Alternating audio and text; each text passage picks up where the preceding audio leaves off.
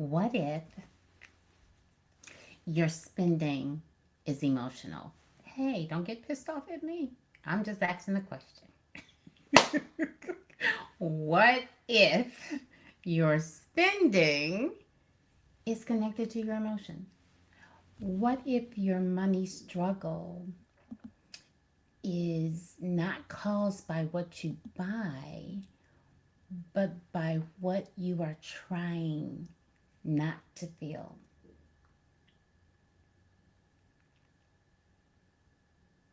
Hmm.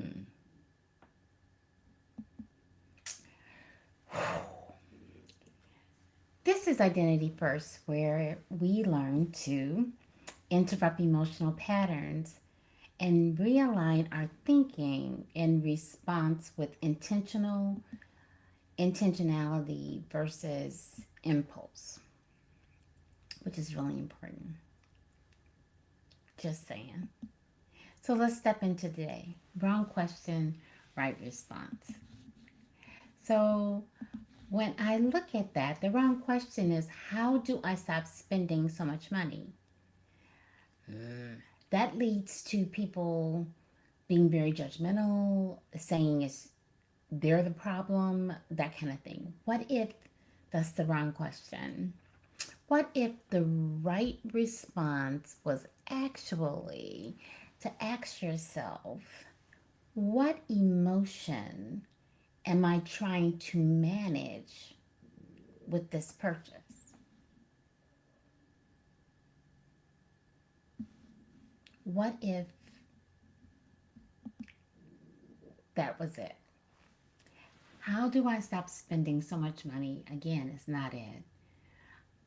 I love what emotion am I trying to manage with this purchase? Because some people do it in purchasing, some people do it in food, some people do it a whole bunch of ways. None of us are exempt. Just saying, just saying. None of us are exempt. So this is bigger than one thing. You apply it to the thing that is impacting you in this moment. That's the gap between where you know you are right now in this moment and where you know you're manifesting what you're believing for, that gap that you're dealing with, right? So let's move forward. Sometimes spending is not about needing the item. I need to put both hands up on that in a shout or something. It's not. It's not about need.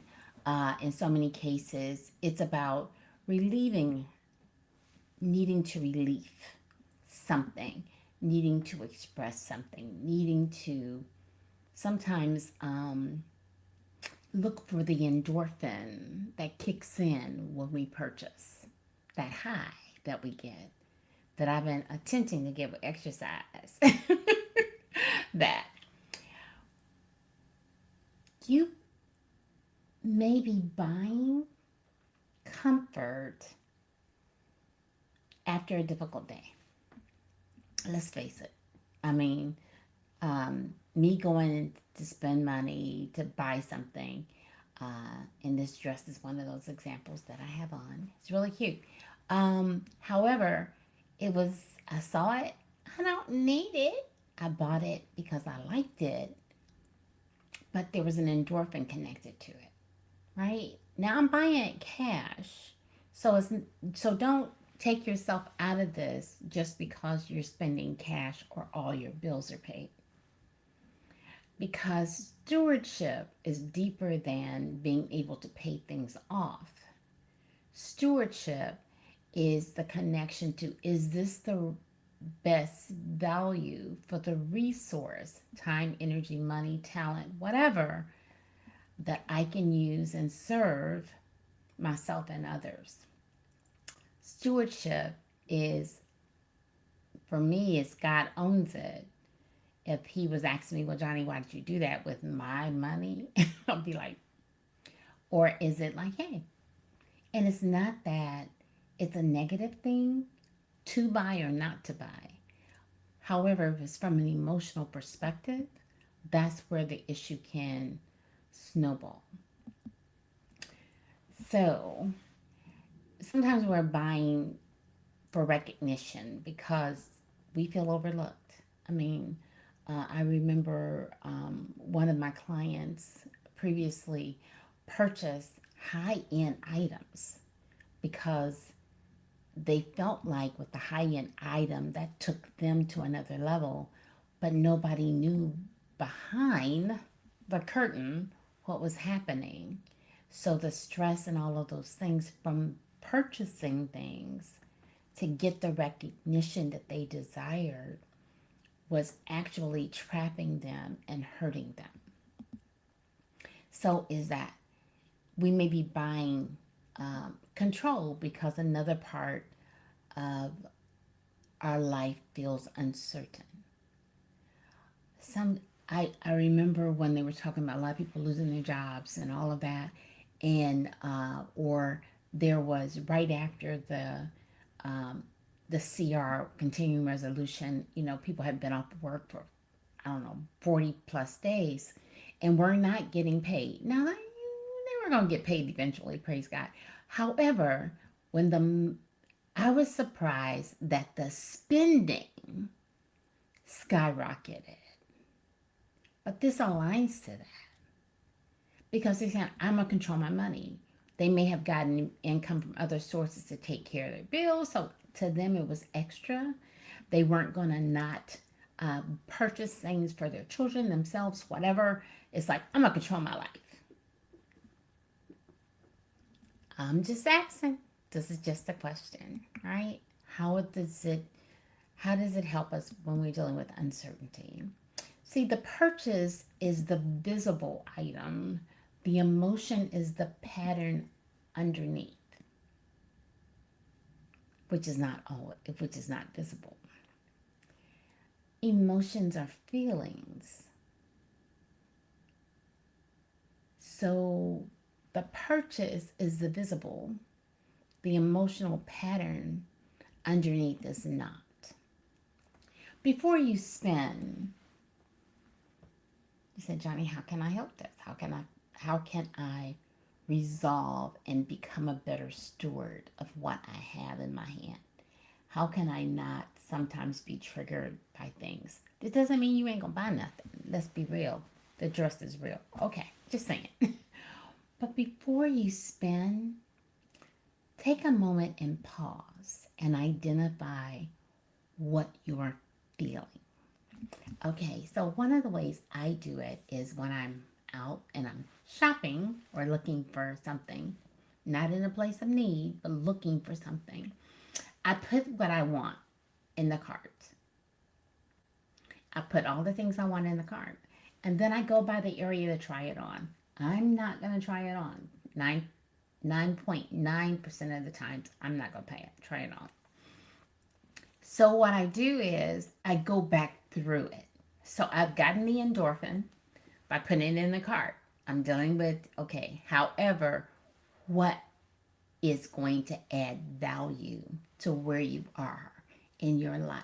How are you going to, and I start asking myself questions of clarity.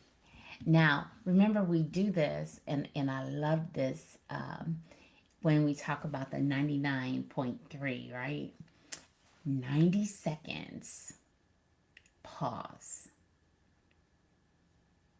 Remember, I want to have fun. I take 90 seconds to pause, and I ask myself some questions.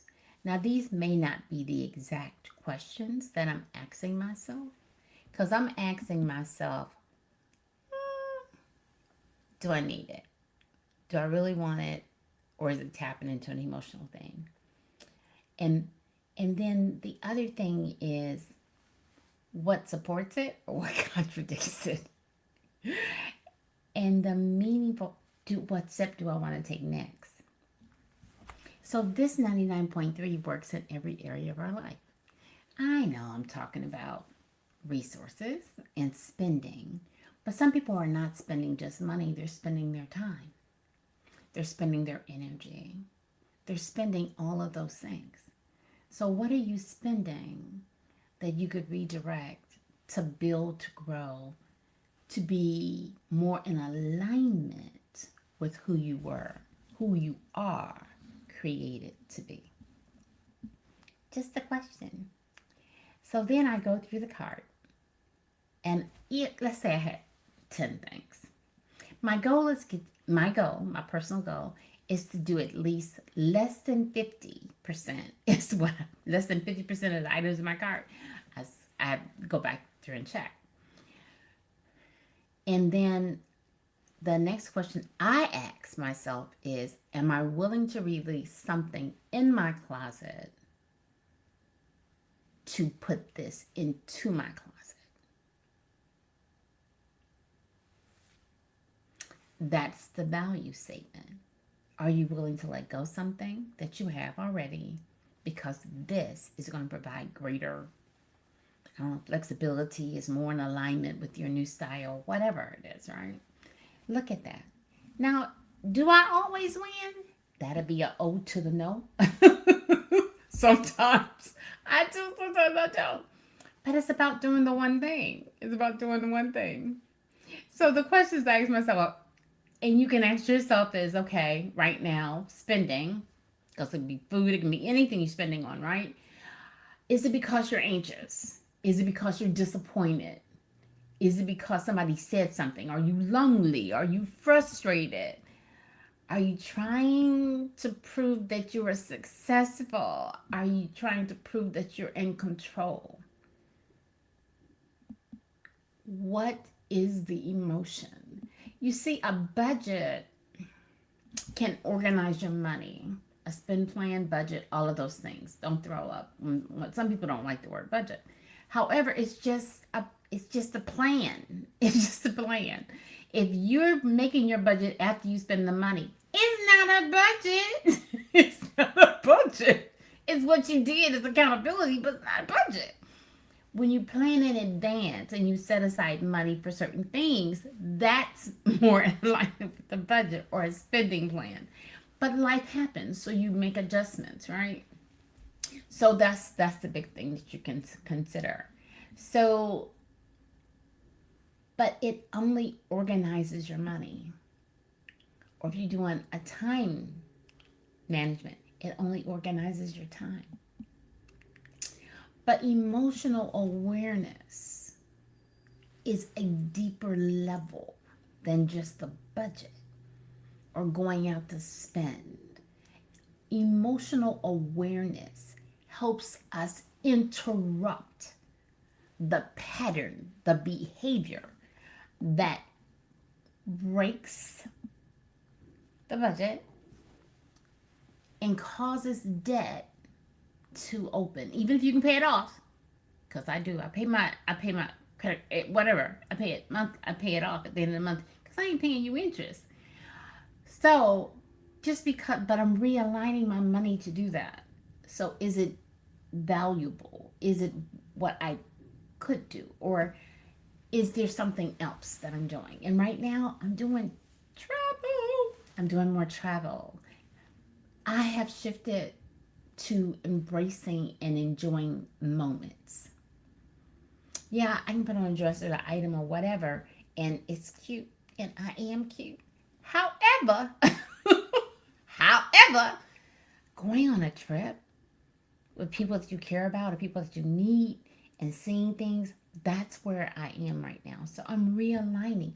What have you been telling yourself that you desire? That you say you don't have resources for? However, you're spending $5 here, $10 here, 15, 20, whatever, in all these places to build, to soothe an emotional thing, when maybe realignment to something different is going to give you what you really desire long term. See, the right response is not simply to stop spending. The right response is connected to learn how to feel the emotion. Feel the emotion. Be aware of the emotion without automatically, hear me, automatically reaching for the money, the credit card, the debit card. So here are a couple tips as I come to a close. Wait 24 hours before non-essential purchases. Like if you're in Amazon, put it in your cart. Walk away for 24 hours at least, unless it's urgent. Okay? Walk away, then come back and see what happens. Do you still want it? Do you still need it? Because now you're typically not in the same emotional state. And this is for non essential purchases. I don't want you to just go to a grocery store and not buy stuff or whatever. I don't want you to take what we're talking about and smear it on everything in your life. Look for non essential purchases. So name the emotion that you're experiencing and then create a non comfort list. And I'm going to be a little more specific. Create a non financial comfort list. Remember, I told you I'm traveling more, and that's part of what I desire. And sometimes travel is just getting away for the weekend. It's, you see what I'm saying? So it could be visiting friends. What is a non essential comfort list that you can build and design and create that says a non financial comfort list that you can create that gives you the happy thought that you can look forward to moving forward and build moments? So, the quality of your life is shaped by the quality of the questions that you ask. Ask better questions, you get better answers. You change your identity and you change your life. The changes are not external only, they're from the inside out. So identity decides before your action begins. So follow for impacting shifts in identity, wealth, neuroscience, and purpose. I am Johnny, the Mindset Maven, helping you bridge the gap between what you know and what you do. Have a good one. And don't forget to like, share, and subscribe. I'm almost at 500, y'all. Help a sister out.